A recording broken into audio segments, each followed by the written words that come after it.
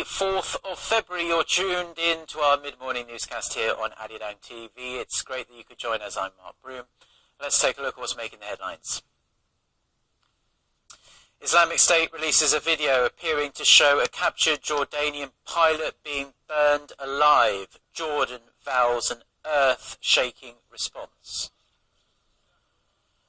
The defense chiefs of South Korea and China will meet in Seoul today for talks on the North Korean nuclear threat and the current security situation on the Korean peninsula. Plus, Korea's foreign exchange reserves drop in January from a month earlier as the value of the euro and the British pound weakened. We start with the latest and most horrific act of murder yet by the extremist group that calls itself Islamic State. In a slickly produced video released online on Tuesday, IS militants burn a caged Jordanian pilot to death.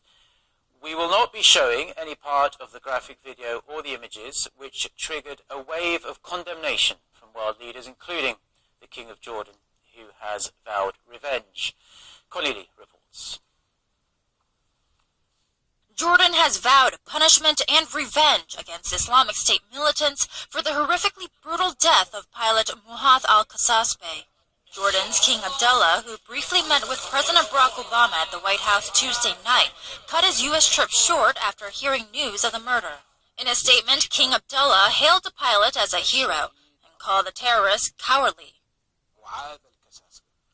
We meet today with the great grief, despair, and anger following the death as a martyr of the heroic pilot Muhammad al-Qasasbeh by the hands of the coward terrorists that behaved in an extremely wrong, criminal, and prejudicial manner that has nothing to do with Islam. According to security officials in Jordan, some IS-linked militants jailed there will be executed in response.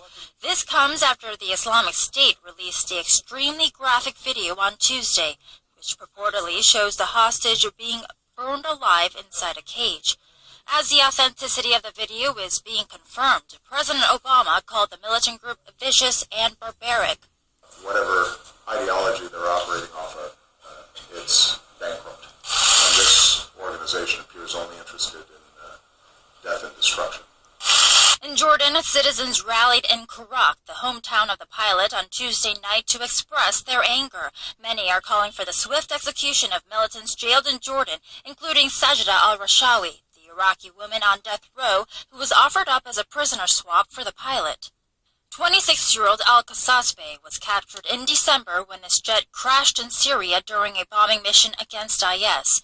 He leaves behind a wife, parents, and a nation brimming with grief and fury. Connie Lee, Arirang News.